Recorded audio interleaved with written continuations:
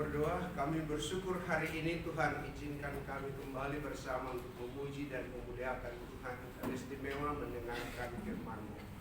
Buka hati dan pikiran kami supaya kami sungguh mengerti dan memahami Dia. Berkati kami semua yang mendengarkan. Dalam nama Yesus kami berdoa. Amin. Baik, mari kita membaca satu bagian kebenaran firman Tuhan yang terdapat dalam 2 Raja-Raja pasal yang kelima, ayat 1 sampai dengan ayat yang ke-9.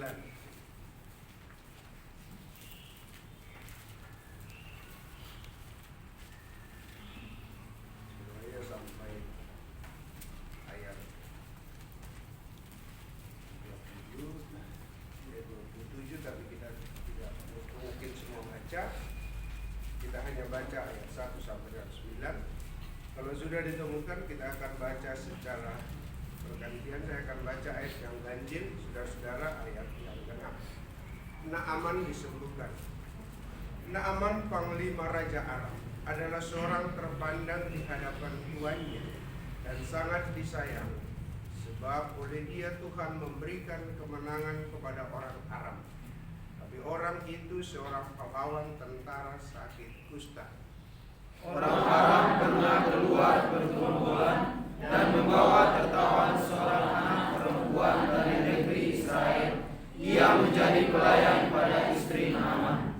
Berkatalah gadis itu kepada nyonyanya, sekiranya Tuanku menghadap nabi yang di Samaria, itu maka tentulah nabi itu akan menyembuhkan dia dari penyakitnya. Lalu pergilah Naaman memberitahukan kepada tuannya, katanya, beginilah katakan oleh gadis yang dari negeri Israel itu. Maka jawab Raja Aram, baik, pergilah dan aku akan mengirim surat kepada Raja Israel. Lalu pergilah Naaman dan membawa sebagai persembahan 10 talenta perak dan 6.000 sikal emas dan 10 potong pakaian. Ia menyampaikan surat itu kepada Raja Israel yang berbunyi, sesampainya surat ini kepadamu, maklumlah kiranya bahwa aku menyuruh kepadamu Naaman, pegawaiku, supaya engkau menyembuhkan dia dari penyakit kustanya. Segera sesudah Raja Israel membaca surat itu, dipoyakannya pakaian serta berkata, Allahkah aku ini yang dapat mematikan dan menghidupkan, sehingga orang ini mengirim pesan kepadaku supaya kusembuhkan seorang penyakit kusta. Tetapi sesungguhnya perhatikan dan lihatlah, ia mencari gara-gara terhadap aku. Segera sesudah didengar Elisa, abdi Allah itu, bahwa Raja Israel memoyakan pakaiannya, dikirimlah pesan kepada Raja nyonyanya, mengapa engkau memoyakan pakaianmu?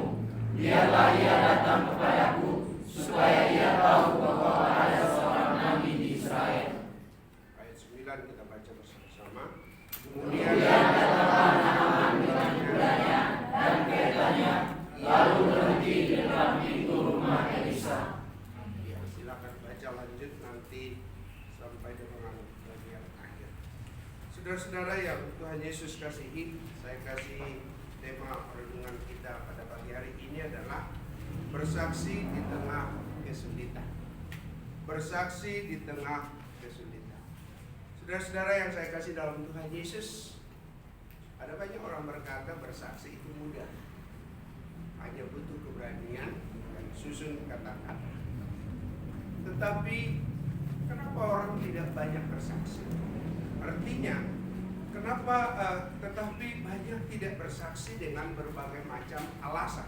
Yang pertama, saudara, kalau kita lihat di sini, takut ditolak. Itu persepsi yang muncul di dalam kehidupannya. Terus tidak tahu apa yang disampaikan, apa yang disampaikan dalam sebuah kesaksian. Terus menganggap itu tidak perlu. Sebenarnya, saudara, kalau kita lihat, bersaksi itu adalah menceritakan apa yang kita alami. Sederhana aja begitu. Menceritakan apa yang kita alami kepada orang. Artinya, yang kita alami tentang pertolongan Tuhan dalam seluruh kehidupan kita, itu nomor saksi. Saya kira siapapun bisa. Pengalaman dengan Tuhan bisa dia sampaikan di dalam seluruh kehidupannya, sehingga itu menjadi kesaksian bagi banyak orang. Pak Pastor senior kasih buku kepada setiap mahasiswa untuk mencatat semua kesaksian dan kepada siapa dia bicara. Saudara, dalam bersaksi saya kira tidak bermaksud untuk kita menggurui, untuk mau menyatakan ini salah atau tidak, menghakimi. Tapi adalah bagaimana kita menyaksikan apa yang Tuhan nyatakan dalam kehidupan kita, supaya orang lain bisa tertolong. Saudara-saudara yang saya kasih dalam Tuhan Yesus Kristus, melalui bacaan ini kita melihat ada seorang gadis Naaman, seorang anak perempuan bersaksi di tengah-tengah kesulitan. Iya. Saudara, kita coba lihat yang pertama. Bagaimana keadaan yang sesungguhnya orang yang membutuhkan kesaksian itu. Saudara-saudara, kalau kita lihat di sini dikatakan bahwa dalam teks yang kita baca ada seorang namanya Naaman, seorang panglima Raja Aram. Dia seorang yang sangat terpandang dan sangat disayangi. Artinya saudara-saudara, kalau kita lihat di sini bahwa dia betul-betul orang yang hebat. Dikatakan dalam ayat pertama, dikatakan dia seorang panglima raja. Nah, hebat itu. Dan juga sangat terpandang dan disayangi oleh seorang raja. Dia juga dipakai Tuhan untuk memberikan kemenangan kepada siapa? Kepada orang Arab. Tapi saudara-saudara, walaupun dia sukses dan hebat terpandang, tapi ada satu hal yang menjadi persoalan dalam seluruh kehidupannya. Alkitab katakan dia memiliki penyakit kusta. Dia memiliki penyakit kusta. Saudara, yang menjadi perenungan bagi kita, bagi seorang yang sukses, bagi seorang yang hebat, saya kira untuk berobat mau kemanapun dia bisa. Dalam konteks kita di Indonesia, mau dibawa ke Singapura, ke Malaysia, dan kemana, ke Amerika, segala macam, itu pun bisa dia. Karena apa? Dia punya uang. Dia punya jabatan yang luar biasa. Tapi coba lihat di sini. Ternyata segala sesuatu yang dia miliki tidak bisa menyelesaikan masalahnya secara tuntas. Walaupun dia kaya, punya segala sesuatu, tapi toh dia punya pergumulan yang luar biasa, yang tidak habis-habisnya dalam seluruh kehidupan. Coba bayangkan. Artinya saudara, di balik sebuah kesuksesan ada sebuah pergumulan yang dialami oleh Naaman. Di balik sebuah jabatan terpandang, tapi ada sesuatu yang betul-betul membuat dia bergumul terhadap segala sesuatu. Artinya, secara materi dia boleh sukses, tetapi ada sebuah pergumulan yang betul-betul dia membutuhkan peneguhan dari orang. Inilah saudara-saudara yang kalau kita melihat, berarti apa? Peluang untuk menyatakan kasih Tuhan yang luar biasa itu masih terbuka. Zaman boleh berkembang, segala sesuatu boleh berkembang, tapi di sini kita melihat masih ada peluang bahwa ada peneguhan dari orang-orang lain melalui sebuah kesaksian yang luar biasa. Saya punya teman, seorang pendeta, sukses banyak hal, jemaat banyak, segala sesuatu luar biasa dalam pandangan manusia. Tapi saudara, dia punya pergumulan yang hebat juga. Artinya apa? Di situ kita melihat sebuah cerah di mana betul-betul ada orang-orang yang betul-betul bisa menguatkan seluruh kehidupan. Saudara-saudara yang saya kasih dalam Tuhan Yesus Kristus, artinya tadi saya katakan di balik sebuah kesuksesan yang luar biasa masih ada berbeda. Dalam konteks PL kalau kita melihat penyakit kusta itu adalah sesuatu penyakit yang sulit disembuhkan. Itu merupakan itu. Artinya di tengah-tengah segala sesuatu pengharapannya butuh. Dia butuh pengharapan dan hanya kuasa Tuhan yang luar biasa yang akan membawa dia kepada sebuah kesembuhan. Saudara, itu hal yang pertama. Yang kedua, saudara, kalau kita lihat keadaan orang yang bersaksi, kita coba lihat, perhatikan di sini. Anak perempuan itu apa? Yang menjadi tawanan sebenarnya dari bangsa Arab. Tawanan. Terus saudara, dia seorang anak, bukan seorang dewasa, bukan seorang yang sudah paham firman Tuhan, bukan yang seorang ahli teologi yang sudah pakar dan segala macam, yang sudah majelis dan segala macam. Dia seorang anak kecil. Dan saudara, seorang budak. Budak itu seorang yang tidak berhak atas dirinya. Artinya, situasi tidak mungkin dari segi logika berpikir manusia. Apalah daya seorang anak kecil. Tapi saudara, kita lihat ada 3 kekuatan yang luar biasa dari seorang gadis ini. Yang pertama, saudara, kalau kita lihat di sini, dia memiliki belas kasihan. Dia lihat Naaman sudah bergumul seperti yang saya katakan. Secara teks memang tidak dijelaskan, tapi dia seorang terpandang, seorang panglima, seorang yang hebat. Segala upaya untuk penyembuhan sakit kustanya pun saya kira dia udah lakukan. Tapi saudara, coba lihat, anak kecil ini didorong oleh belas kasih. Dia melihat tuannya, dia datang kepada istrinya. Sekiranya Tuhan pergi kepada nabi yang di Israel, tentulah Tuhan akan menyembuhkan. Ini belas kasihan yang luar biasa yang ada bagi seorang anak kecil.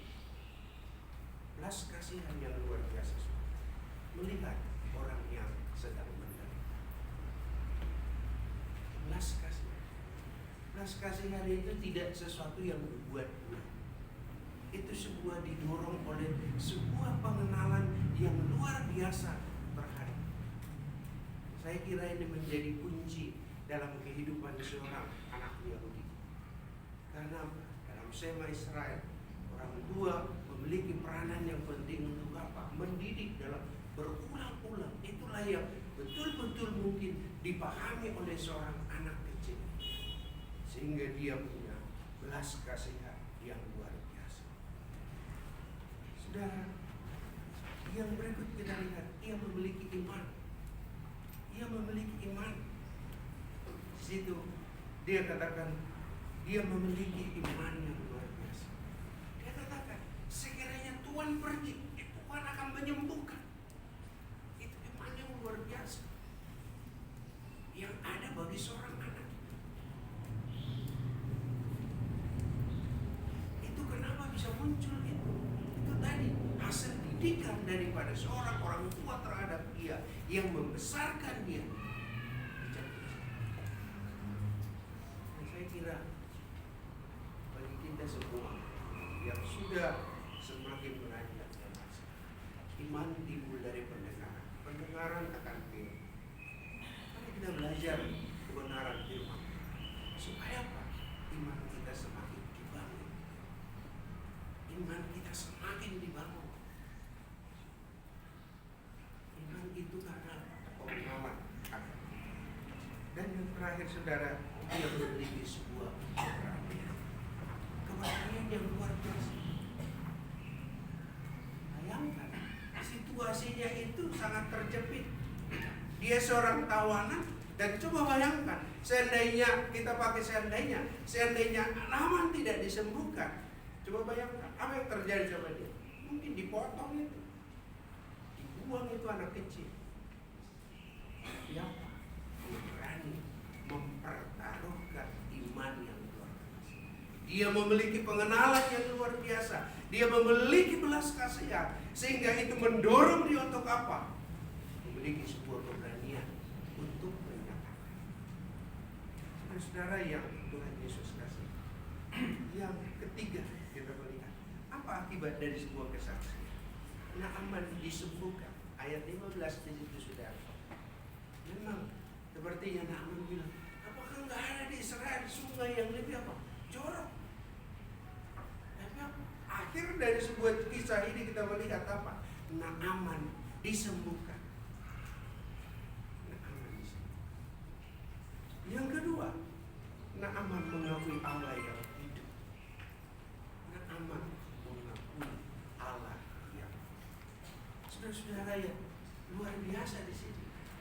Artinya akibat dari sebuah kesaksian seorang anak kecil ini, ada seorang tokoh yang luar biasa mengalami kuasa dan mujizat. Naaman juga akhirnya mengakui Allah yang hidup. Saudara-saudara yang saya kasih dalam Tuhan Yesus, kalau kita bandingkan dengan kehidupan kita sekarang, kondisi anak kecil ini sangat-sangat sulit bila dibandingkan dengan kehidupan kita saat ini. Tapi gadis kecil ini memiliki belas kasihan yang luar biasa, memiliki iman yang luar biasa, memiliki keberanian, sehingga dia menceritakan, menyampaikan sesuatu. Saudara-saudara yang Tuhan Yesus kasih, apa aplikasinya? Di sekitar kita ada yang seperti Naaman, yang betul-betul di tengah-tengah kesuksesan, tapi ada sebuah kesulitan yang luar biasa. Dia mengalami sebuah pergumulan yang dia tidak bisa selesaikan. Dia butuh pertolongan. Dia butuh pertolongan. Bagaimana dengan? Apakah hati kita digerakkan oleh belas kasih untuk menolong orang yang dalam keadaan yang sangat sulit? Artinya saudara, kalau kita lihat di sini, di sekitar kita, di mana saja ada banyak orang yang sedang menuju sebuah kebinasan. Ari de Kuiper katakan, kenapa orang melaksanakan misi? Karena dia belas kasih, karena dia taat, dia terdorong atas segala sesuatu. Saudara-saudara yang saya kasih dalam,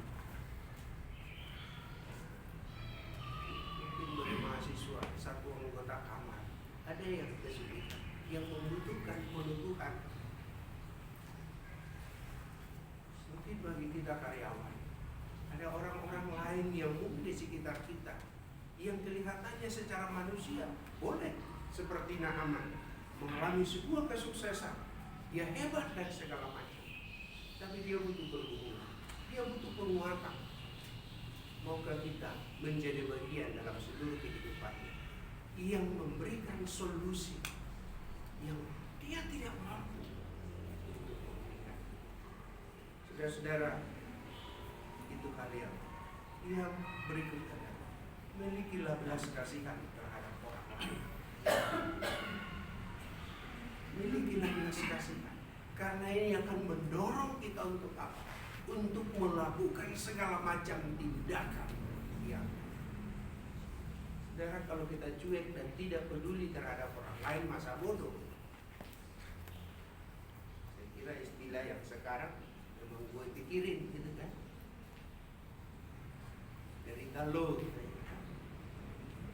Saudara yang saya kasih dalam Tuhan Yesus, mari kita memiliki sebuah kerinduan untuk menyatakan belas kasihan kepada. Yang terakhir, saudara, Tuhan ingin kita bersaksi dan menjadi saksi. Tuhan ingin kita bersaksi dan menjadi saksi. Biarlah kita menjadi saksi bagi tetangga kita, bagi teman satu kamar kita, satu kantor kita. Saya sering kali katakan bersaksi itu gampang, tapi yang menjadi saksi itu yang sulit. Karena menjadi saksi tanpa harus bicara, tapi bagaimana pola hidup kita, perkataan kita, tutur kata kita, sikap kita betul-betul menjadi saksi. Tuhan menolong dan memberkati kita supaya kita semua yang hadir di tempat ini bersaksi dan menjadi saksi bagi orang yang ada di sekitar kita. Amin. Kami bersyukur untuk firman-Mu yang singkat yang akan merenungkan di pagi hari ini. Bila Tuhan menolong dan memberkati kami supaya kami belajar dari seorang anak kecil, gadis nak, tengah-tengah kesulitan yang ada, kami boleh menjadi saksi. Kesulitan yang ada tidak menjadi penghalang bagi kami untuk menjadi alat berkat bagi banyak. Karena untuk itulah Tuhan mengutus kami supaya kami boleh menjadi berkat bagi lingkungan di mana kami ada melalui sikap, perbuatan,